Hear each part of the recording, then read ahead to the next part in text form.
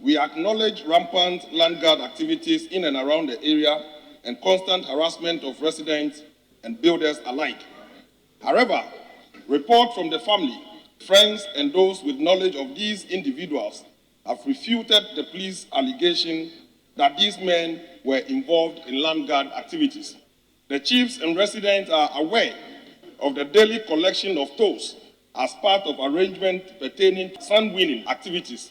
Mr. Speaker, on behalf of my constituents, we are calling on Parliament to institute an inquiry into the matter because the chiefs and people of Bortianor and Kokrobite have rejected the claim by the police. We believe strongly that an inquiry could bring out the truth of this matter and bring calm to the people of my constituency. Asa no mo fra asase so na me fo mo hu nche o mo da jisa me so mo ku mi ka me ba no e kiro mo say me wo ba bia me free. The incident has come as a shock to many in the Bortianor community. 5 young men lost their lives after a police operation over alleged armed robbery and land guard activities. But a visit to the family of 2 of the victims tells a different story. They're lying. Unless you hate my son, you wouldn't say he's a land guard. My son is a family head at Nikweola. He's been doing sand winning for 6 years, and he employed 3 young men to work for him. He goes there to supervise them from time to time. At the residence of the late Augustine Nikwe, many had gathered.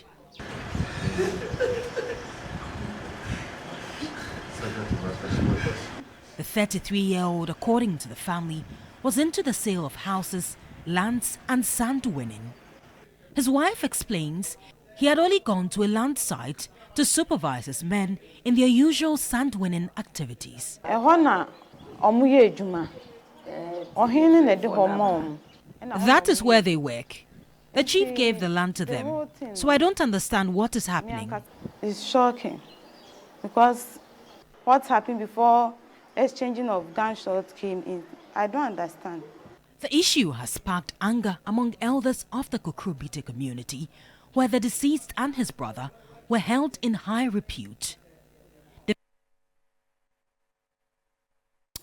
Enes, what do we make of this?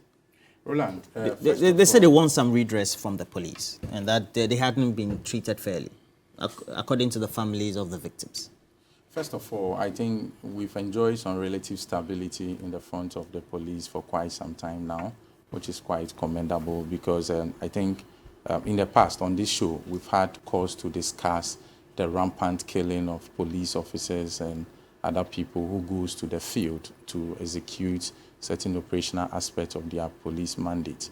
And for some time now, we've seen it come to a halt. But I think that specifically to this issue, it is within the rights of the citizens to seek for accountability on the part of the police. And that's what they are asking for. And it is as part of policing and the governance of the police structure, it is also within their mandate to be accountable to us as a people, especially for us to build confidence and trust in them. Seemingly, over the past few months and years, people are increasingly having cause not to trust the police and not to believe in such reports of the police. The other time, I think there was a similar incident like that, and we had citizens calling out for the police to come out and account to us how it happened and how those people lost their life. I think it was in an attempt to arrest someone, and they ended up that during that time there was a shootout and the person lost his life.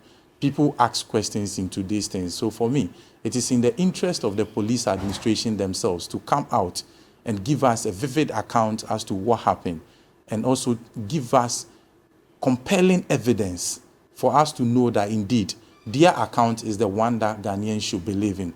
Other than that, it becomes an issue of mistrust which will hang around their neck, and it is going to cause them a lot of operational challenges, because when the citizens begin to lose trust in the police, whenever you are going to effect an arrest or whenever you are going to carry out any operational mandate, the people will resist it, because by then they do not know who will be affected by the outcome of that operation. So it is within their own interest to come out and account to us and produce compelling evidence for us to know that indeed these are the things that happened. It is also not out of place for us to mention that the citizens and the residents of Bortianor, some have come out through other news channels to say that there's been landguard operations within the vicinity, and these landguards are they've terrified the people over the period. So there's that challenge also going on there. Even in the midst of this vigilante law and the disband on landguards, they still face these challenges in their community.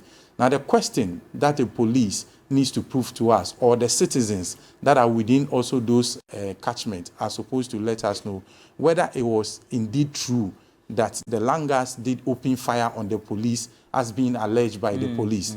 We rather encourage the citizens there, if they have any contrary evidence to what the police is saying, they should let us know. I mean, I'm sure one or two persons might have noticed the shootout that went out there, so that we can tell. The other interesting aspect is that Parliament, within its own oversight responsibility, has also started or commissioned an inquiry into this operation that happened within the Bortianor catchment. It is well within Parliament's authority to do so. I have heard some persons say that the police should forgo their own investigation and allow the parliamentary inquiry to go ahead. I don't think it's something that should be done, because I don't think one will contradict the other. I don't think it conflicts with the other, and it is within the authority of the police itself to do some of these investigations as well. So we should allow both to go on concurrently.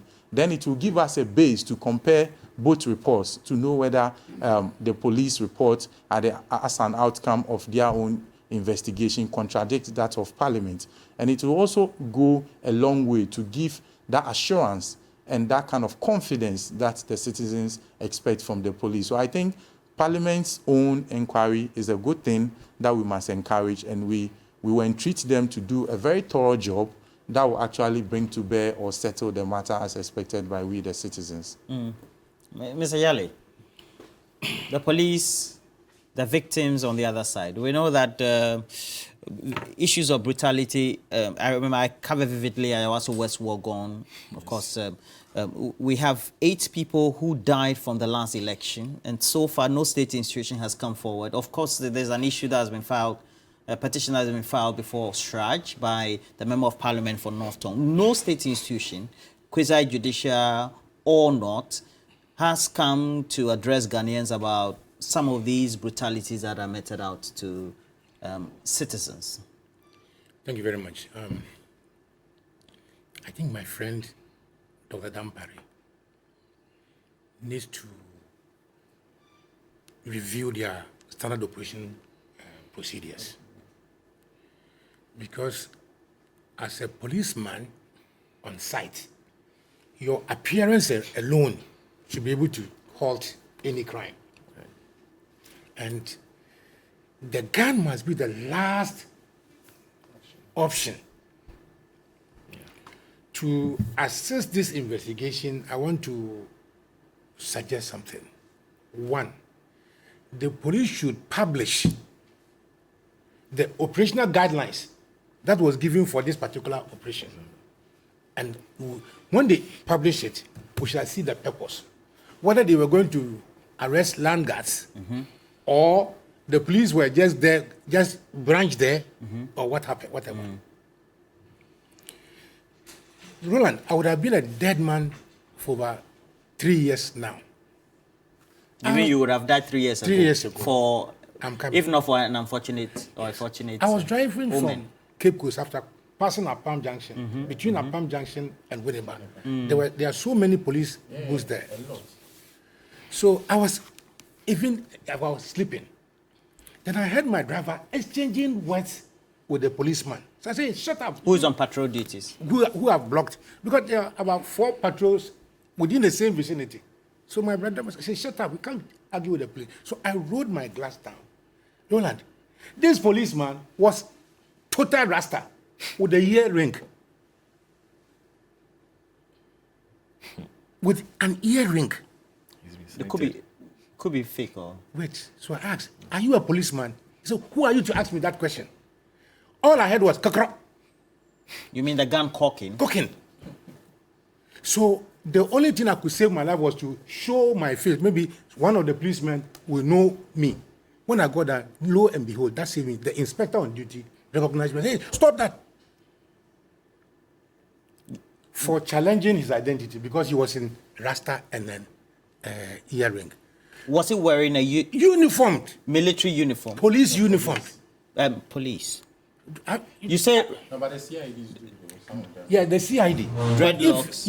If the police, you are being used as a CID. You don't go in a uniform. Yeah, that's true. And you don't go and patrol duties. Because in this day and age where guns and police uniform can be faked, Yeah, I agree. we should be careful who stops your car to search you. Now, I've also watched police videos, especially in the United States, where they pull off a black man and even plant narcotics so that they can arrest him. I was doing a very interesting story. That anytime the police say that we went for armed robbers, they will show pictures of ammunition. Maybe my mouth is too big. Check those pictures. No. Check those pictures. Whether they are not the same pictures. Sometimes. Okay. You see, in an attempt to say that, oh, we arrested them, these were their accoutrements. The police and the dumper, they are doing well. It's a human institution. But then, check this excesses. The police are doing well, but they should look at these excesses. That's what gives the police a bad name. A bad name. Because, one, if you look at the corruption perception league table, the police is always scoring first. And it is not good for the image of the police. You know, and Kumi made a very important point. Where the citizenry lose respect and love for the police. And trust. Confidence, yeah. You have seen various areas where people, the youth, are fighting the police. And sometimes they even drive the policemen from their police stations. Yeah. These are precursors to dangerous times. And I want to suggest to my friend Dampari that, you see, this stereotype way of answering these questions. You remember Asamwase? Yeah. Asamwase, 4 youths were killed under the guys that they were armed robbers. They found out that later that they were not armed robbers. Yeah. You see, capital punishment is being outlawed in many places. Because you find out that history has proved that people who were killed or killed for certain crimes, several years later, evidence comes out that they were not the persons killed who committed the crime. And you have killed them for nothing. So IGP, no Ghanaian has the courage to attack any policeman. No. If your boys are behaving properly. You know, people went to Kumewu by elections. And I read the story of how the NDC praised the police and their conduct. Yeah. At our last Congress, we praised the police. But Ekrobiala Mesewum. So IGP, don't listen to your public relations officers always. When there are things like that, go to the field yourself. Get the CID people to go to the field. But the answer that they give sometimes annoys some of us. Thank you very much. And that's from the man who met the police. It was scary. He claims a scary policeman who was in dreadlocks. He has been identified to me by a good friend. Oh, okay. And he's in the service on that same stretch of road. Yes. And that's from Potting to Apple. No. From rather Winneba to Apple. You know, there are several police stops. Yes. And a good friend had a very scary incident also on that same stretch, where when he also tried to reason with one police officer, he told him that, "Oh yeah, me kum, namakasa we are robber." Sure. Wow. That's what he told him. Same person? Not the same person, Okay. but another police officer. An experience of someone? Yes. A Say very it good again. friend. On the same he told stretch him, of you're on the same stretch of road. You know, if you, I'm sure your viewers, if you open lines or if you watch comments, there's a lot of extortion that goes on at these checkpoints. And so what he did was to question one of the officers, which is his legitimate right. But then he told him that if he challenges him, he will kill him and a report that he was an armed robber. And these are stories that this is a personal situation. These are stories that are bound. You know, it is a responsibility of every government to provide security as a public good. And so, even though the current IGP in his tenure has implemented some reforms, such acts will serve to just denigrate and then basically destroy all the confidence that the public may have in whatever efforts they are making to bridge the gap between the public and the police, so security services. But you see, Roland, we have had several of these issues. Just recently, we had a shaman where the military came in supposedly on intelligence and then rounded up over 100 people, brutalized them, sent them to the camps, further subjected to brutalities. We never had, the police came in a few days later and really got the culprit. The worrying thing is that this military act was supposedly sanctioned by the hierarchy per the release they gave out. Nothing has been said, no apologies rendered, people were injured, people lost their income, nothing has happened. And this has been a trend over the years, right? So let's look at one of the causes for the indiscipline in the police service. We have the issue, let's look at the nature and manner of the recruitment of personnel into our security services. We are in a dispensation where part of the campaign message for MPs is to boast about how many people they have been able to recruit into one security agency or the other. You mean it's become a norm or something? It is becoming a norm now. Okay. And MPs, if you go online, MPs regularly talk about this. As part of their manifesto or their campaign messages, are putting 100 people here, are putting 100 people there.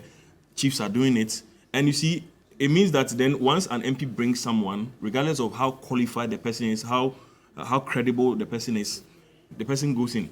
It is. I've put no more people as police. Yes. So all these, we need to make sure that as part of efforts to stop at least screen and ensure that we have very credible and professional people in the security agencies. Let us cancel this and let's ensure that we have a very transparent process of recruiting people, qualified Ghanaians. We don't have the right people in the public.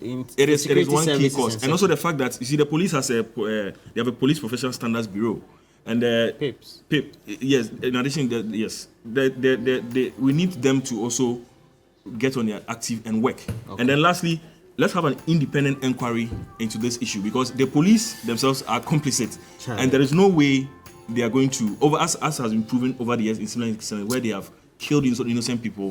They never come out to apologize. Fantastic. The people who do these acts go unchecked, and this is why there's the impudence. That's the key thing. Nobody's ever brought to book, and so there's the impudence. They know that if I go and do something and it can be justified, the police service is going to protect me. It must stop. Well, I have this one from Helga Boedi, who shares an experience. Says, yesterday at 9 p.m. on the Teshi Bush Road, the police claim they were conducting stop and search. This was on the darkest stretch of the road. They had no high lights jackets on. I believe the reflective beeps. Now, no identifiable barriers to indicate to motorists to slow down. Everything was just dark, dark, dark. I nearly drove past the checkpoint because it was almost invisible. Yeah. Well, let's just say I was not amused, and I told them too. So she raises the question, who is watching the watchman? I think that as a good citizen vigilante. Okay.